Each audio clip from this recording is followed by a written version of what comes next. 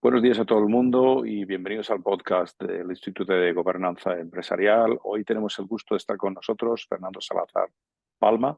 Voy a dar una pequeña introducción antes de darte la bienvenida, Fernando.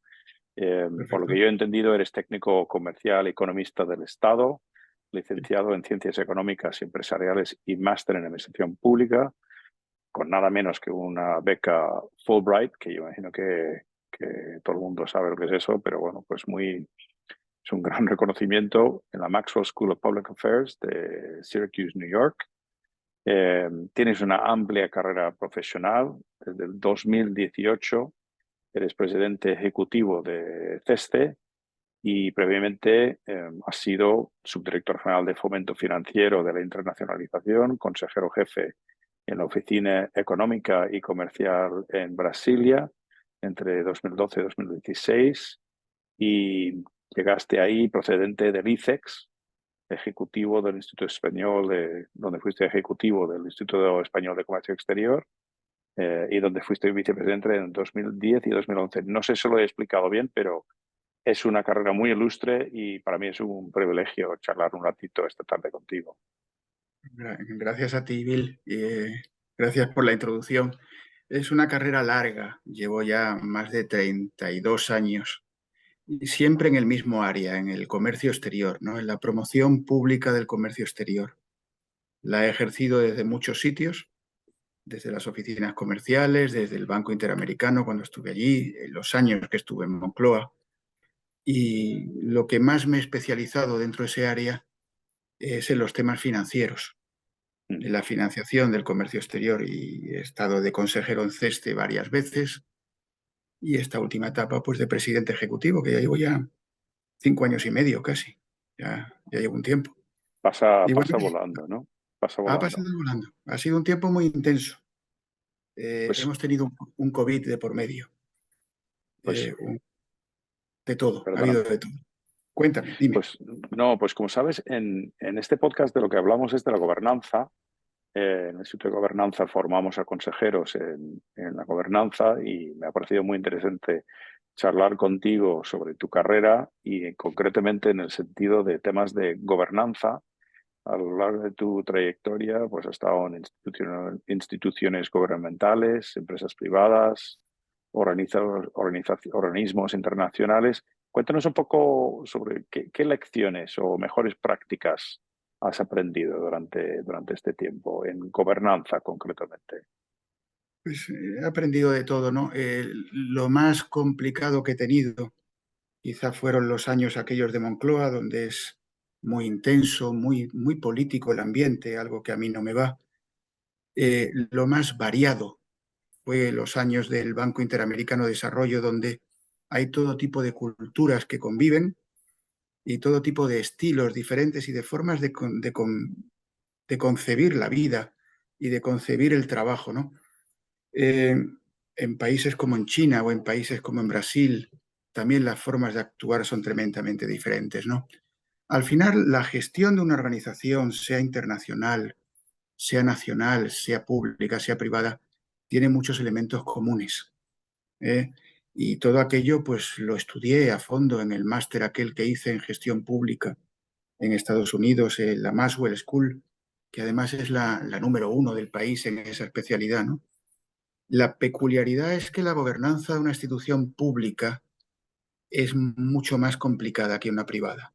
Mm. No tienes esa cuenta de resultados encima tan agobiante como en la privada, pero tienes un mar de normativa que tienes que cumplir, tienes toda una serie de restricciones, ¿no? Tienes que dirigir y gobernar, muchas veces lo digo caricaturizándolo, si lo quieres decir así, tienes que gobernar con las manos atadas y tienes con ello que sacar adelante la institución, ¿no? Y bueno, no es nada fácil. Eh, y luego quizás la mejor lección es la de CESTE. CESTE es una entidad pionera. Se creó en el año 70. Es de las primeras entidades de apoyo al comercio exterior en España y se creó medio pública, medio privada. Mm. Es un 50,25 pública del Ministerio de Hacienda y es un 49,75 privada, mayoritariamente de los bancos. tenemos una cuenta aseguradora pública, la cuenta del Estado, y hacemos seguros por cuenta propia, como una empresa más en el mercado en rabiosa competencia, ¿no? Y ese equilibrio es muy difícil, es muy complicado. Nuestro consejo de administración somos 15, yo soy el 15º y hay 7 públicos, 7 privados. Mm. Y aquel equilibrio es complejo, pero al final el resultado es muy bueno. Da un equilibrio muy bueno. ¿Mm? Ahí ¿Y es donde aquí se aprende de todo en esta empresa. concretamente sobre eso es lo que me interesa saber? ¿Cuáles para ti son las habilidades más importantes para tener éxito en este entorno de 50% privado, 50% público, algo del mundo empresa, algo del mundo político? ¿Cuáles son las habilidades que has aprendido ahí, Fernando? Sobre todo hay que aprender a escuchar a las dos versiones, las dos vertientes, a comprenderlas, a incorporarlas a la ecuación y a intentar encontrar una solución de esa ecuación que sea satisfactoria para ambos mundos. Hay que aprender a negociar y a buscar equilibrios, que a lo mejor no son lo económicamente más rentable posible, como pudiera querer un sector, pero sí son razonables, seguras, con servicio público, con todo lo que quiere el otro sector. Y los tienes que equilibrar y encontrar una solución válida, viable y equitativa para ambas visiones. Y no es nada sencillo, ¿eh? Pero se consigue. Y de tus estudios en ciencias económicas y empresariales, ¿qué es lo que te ha resultado más útil? Pues mira, yo creo que la asignatura que más me gustó, que era la de sistemas económicos, yo creo que de mi carrera, mis estudios es la única que conseguí sacar una matrícula de honor. Aquella te venía a decir que todo se basa en los incentivos. Tienes que diseñar un sistema de incentivos adecuados para que las cosas funcionen. En una empresa privada, normalmente el incentivo es monetario. Aquí hay un incentivo en CESTE, hay un incentivo monetario, hay un variable, hay unas comisiones por ventas, pero están topados, tienen límites, no puedes llegar a ser tan competitivo, tan agresivo como el sector privado. Y vas buscando otros tipos de incentivos. Vas buscando incentivos no monetarios. Vas buscando formas de remunerar, de dar presencia, de dar visibilidad, de dar satisfacción a los directivos y al personal de CESTE. Uno de ellos con el que más jugamos en esta empresa es con la conciliación. Somos una empresa que trabaja mucho el aspecto social y el aspecto laboral y familiar de nuestros empleados. Y conseguimos ser competitivos en el mercado y atraer talento a la empresa, sin tener ni los mejores sueldos ni los mejores incentivos, pero trabajando mucho otros aspectos. Pero lo que más para mí es hay que diseñar siempre los incentivos adecuados. Y no son todos monetarios como uno pudiera creer de una forma simplista. A mí me gusta decir siempre que todas las oportunidades en el mundo de la empresa y todos los problemas tienen que ver con personas y al final detrás de las personas pues hay que buscar la forma de motivarnos y me consta que lo hacéis muy bien un poco con la conciliación, el ambiente que has creado, pues nadando como entre esas dos aguas del mundo público y privado. Y luego lo otro que me resulta interesante, que nos gustaría que nos contaras un poquito más, es sobre la carrera internacional. Parece que muchas veces nos cuesta salir fuera de España. Tú, sin embargo, has trabajado por todo el mundo y hace un momento mencionaste que viste muchos puntos en común entre diferentes lugares en el mundo. Cuéntanos qué lecciones en común has encontrado, qué has aprendido para funcionar con éxito en estos lugares. Sí, sí que es verdad, lleva razón, Bill. Al español, al principio nos cuesta mucho salir, tenemos un gran país, se vive muy cómodo aquí, somos una cultura muy familiar, muy de redes de apoyo familiares, de amigos, y romper esos vínculos o distanciarnos de esos vínculos nos cuesta. Pero una vez que salimos, nos adaptamos como nadie a los entornos. Es una de las grandes lecciones que podemos aprender de nuestro país. Somos gente muy adaptable, gente que se integra en el entorno, que sabe convivir, que lo entiende, no se emperra en que el entorno se adapte a él, sino ellos se adaptan a nuestro entorno, ¿no? Nosotros nos adaptamos a su entorno. He vivido, yo creo que unos 13 años en el extranjero, 3 veces en Estados Unidos, en 3 situaciones muy distintas y en 3 zonas muy distintas, haciendo el instituto en Nevada, haciendo el máster en el estado de Nueva York, no en la ciudad de Nueva York, en el estado, en Upstate New York, allí en Syracuse, y trabajando en Washington en un organismo internacional. He vivido en China, en Pekín y viajando por todo el país, y he vivido en uno de los sitios más raros, que es en Brasilia, ¿no? Que es una ciudad tremendamente diferente y extraña, pero viajando en todo Brasil. Y luego he viajado por 2 sitios, vivo en un avión, ahí es donde realmente vivo, ¿no? Encuentras entornos muy distintos, pero al final son siempre personas. Y al final siempre les mueven las mismas motivaciones. ¿Qué aprendes? Aprendes a no prejuzgar, a llevar los ojos bien abiertos, a no intentar trasladar tus ideas, tus formas de operar, tu cultura allí donde vas. Si vas a Mongolia, como he estado, pues tienes que entender que estás en Mongolia y que las cosas funcionan de una forma. Si vas a Angola, como he estado, tienes que entender que estás en Angola y las cosas funcionan de otra forma. Si vas a América Latina, si vas al este de Europa, a Rusia, cuando íbamos, ¿no? Ahora ya menos. Tienes que adaptarte. Para eso yo de verdad creo firmemente en los españoles. Somos un país muy bueno para operar en ese entorno. Las empresas multinacionales que emplean a españoles normalmente te suelen decir lo mismo. Somos gente fantástica para adaptarnos a las situaciones más difíciles y sacarlas adelante. Esa quizás es lo que más he aprendido, a creer en mi país, Claro, y a pues, creer en el montón de cosas buenas que sabemos hacer y que hacemos.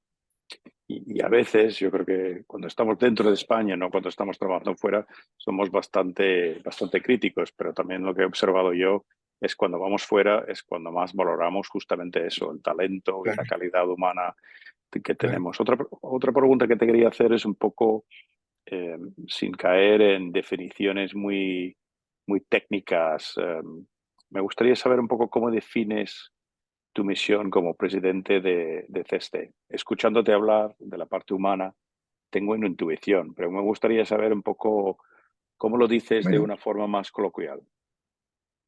vale, más coloquial. Vamos a ver, CESTE es una gran empresa, es una gran organización.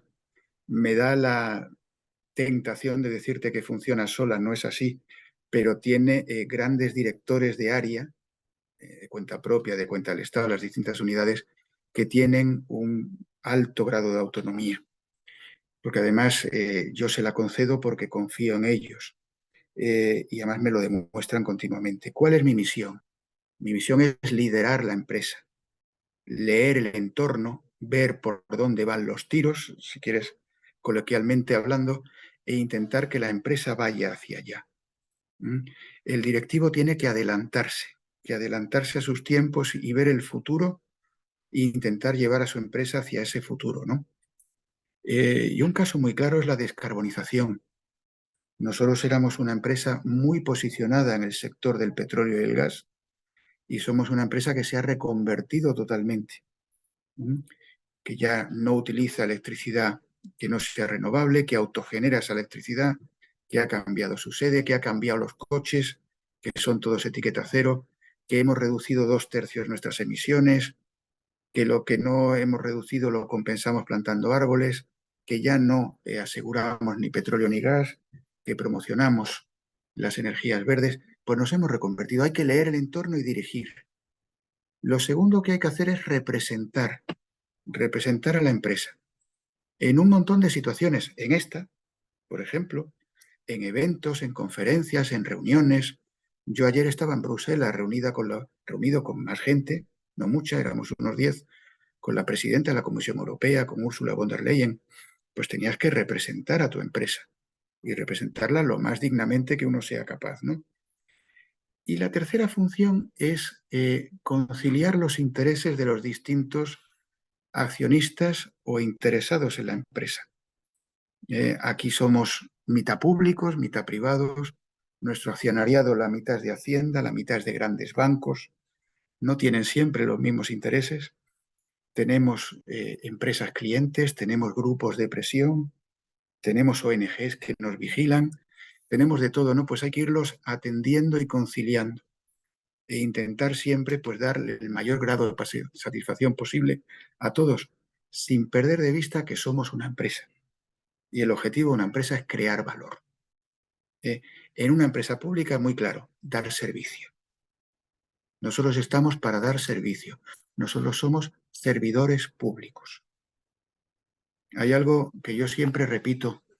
Cuando un uniformado, un policía, un militar, un bombero o quien sea, se pone el uniforme y va a trabajar, entra de servicio. Mm. No va a trabajar, entra de servicio. Para eso estamos nosotros. Funciones del CEO: dirigir, liderar, representar, conciliar los intereses de sus distintos grupos de interés, atenderlos. Sí, me he quedado con la idea de liderazgo de servicio y conciliación. Y si piensas más concretamente en vuestro consejo de administración, ¿cómo ves tu papel ahí y cómo te has preparado? Bien, pues yo hice el máster de gestión pública, evidentemente. He sido consejero en CESTE 2 veces, en el ICO, en el ICEX, en Paradores, en el IBACHE. Tengo experiencia previa de consejero. Hemos hecho los cursos estos que solemos hacer de consejeros de consejos de administración que nos dan pues, las grandes consultoras en distintas ocasiones y nos cuentan todo lo que hay que saber, pero al final es pues, la experiencia que uno tiene, ¿no? Y la función es liderar ese consejo, dirigirlo, dirigir las discusiones, plantear los temas que consideras más adecuados e intentar que del consejo salgan decisiones, resoluciones prácticas orientadas a dirigir el futuro de la empresa ahí donde tú crees que debe ir. ¿Mm? Puedo poner un ejemplo muy concreto. Si vais por la calle Velázquez y veis la sede de CESTE, veréis que ha cambiado entera. La hemos renovado de arriba abajo. Eso ha sido una decisión del Consejo después de mucho debate. ¿Mm? Y donde había las opciones de o renovar la sede o irse al extrarradio, como hay muchas otras empresas, y donde al final pues la decisión que tomamos fue renovar la sede, reduciendo los metros que ocupamos y alquilando los metros restantes, y haciendo una renovación que fuera rentable para la empresa, conciliando de nuevo el interés monetario con el interés más representativo, ¿no? Y así es como lo planteo, el llevar la empresa a las mejores decisiones posibles, satisfaciendo los distintos intereses que pueda tener en el Consejo de Administración, que en mi caso son muy variados, Mm. al ser mitad pública, mitad privada, ¿no? Volviendo un poco al tema de servicio, he visto datos recientemente que demuestran que la internacionalización, el crecimiento en el exterior, ha jugado un papel muy importante de recuperación de la economía española desde el COVID. Pero parece que a veces poco las fuerzas van en contra de la globalización, como lo llaman. Cuéntanos un poco desde este papel de servicio, ¿cuál es el papel de la internacionalización para el contexto económico actual? Mira, en el caso español, la gran revolución que ha habido en España en los últimos 20 años, 15 años, es la internacionalización. Nosotros a partir de la crisis antes ya estábamos trabajando en ello, pero a partir de la crisis de 2008, España sale al exterior. Nos iba la vida en ello, nuestra supervivencia iba en encontrar mercados exteriores cuando el mercado español y el europeo estaban tan deprimidos. Y es el gran salto que ha dado la economía española. El problema que tenemos es que el gran público en España no lo ve, no se percibe, pero cuando sales al exterior y ves nuestras marcas en todos los sitios del mundo, ves cómo nuestras ingenierías, cómo nuestras empresas, las grandes y las pequeñas y las medianas, han conquistado numerosísimos mercados, te da orgullo. Hay un número. El país de la Unión Europea que más bienes y servicios exporta sobre su PIB, como ratio sobre el PIB, es Alemania. El segundo es España. El segundo que más bienes y servicios exporta sobre el PIB de la Unión Europea es España. Y venimos de muy atrás. Y esa estadística solamente es de comercio de mercancías. En lo que en España somos realmente buenos es en servicios y en inversión en servicios. Somos grandes inversores en telefonía, en banca, en seguros, en ingeniería, en construcción, en concesiones. Hemos dado un gran salto, ¿no? ¿Cuál es el papel de CESTE o cuál es el papel de comercio en general, de la Secretaría de Estado de Comercio? Acompañar ese proceso, darle un servicio a esas empresas que les ayude a superar los obstáculos que se vayan encontrando. Cuando son obstáculos regulatorios, cuando son obstáculos financieros, ayudarles a promocionarse, pues con el ICES o con las cámaras de comercio, quien sea. Y en el caso de CESTE, asegurarles esos proyectos. Lo contaba un profesor cuando yo empezaba: quien exporta y no cobra no exporta, deporta. Deportas la mercancía, la mandas al exilio, tú trabajas para cobrar. Mm. Además, tienes que exportar dando un servicio continuo de mantenimiento, de lo que sea, ¿no? CESTE lo que asegura es que cobres. Nosotros hacemos seguros de crédito para asegurar el cobro de esas mercancías o de esos proyectos, ¿no? Y es un servicio que es no menor, ¿eh? El año pasado dimos 74.000 millones de euros en total de coberturas, entre cuenta propia, cuenta del Estado, las filiales y demás, 74.000 millones. No es un trabajo pequeño. Hace un ratito hablabas de servicio, vocación de servicio. Líder es un negocio, una entidad financiera, y las entidades financieras se caracterizan siempre un poco por las limitaciones que ponen pues, las normas y las leyes. ¿Cómo, cómo logras flexibilizar y dar apoyo a las empresas en la internacionalización en un entorno tan regulado?